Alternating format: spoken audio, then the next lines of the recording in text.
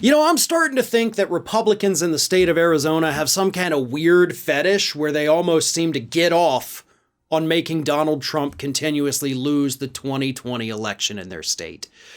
Recently, in fact, just a day ago, they released the results of yet another ballot audit that they had ordered to be conducted for Maricopa County. You know, the same county that had previously been audited by cyber ninjas and found that, oops, actually Biden won by even bigger margins. And so after those results were reported in September, they went ahead, the Republicans in the Senate said, all right, you know what?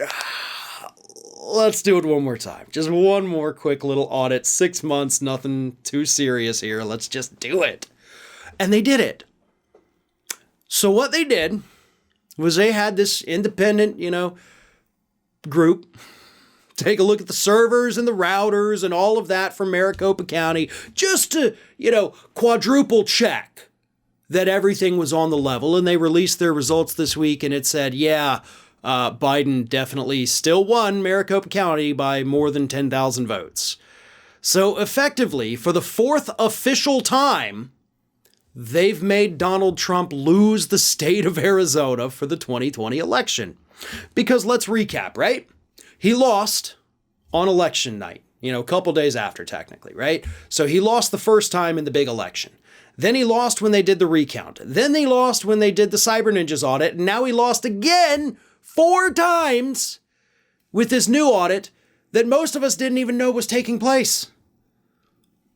So again, I'm starting to think that maybe these Republicans like this. Maybe they're having, some happy fun times watching Donald Trump lose and lose and lose and lose their state. Come on, let's do it a 5th time, right? Why not? Let's just continue auditing those ballots from Maricopa County until you make Donald Trump lose your state 100 times over. Let's just make this a weekly thing. Like every Friday you come out and be like, hey, we counted again. You're still a big ass loser. Because that's what you're doing. And even still, even though he's lost the state 4 times, you still have some morons in that state, including one who's running for governor, Carrie Lake, who is actually calling for the arrest of Secretary of State Katie Hobbs. Because she still says Democrats somehow stole that election in Arizona, even though they've tried and tried and tried and tried again to prove it, and every time they have found 0 evidence of any kind of election interference.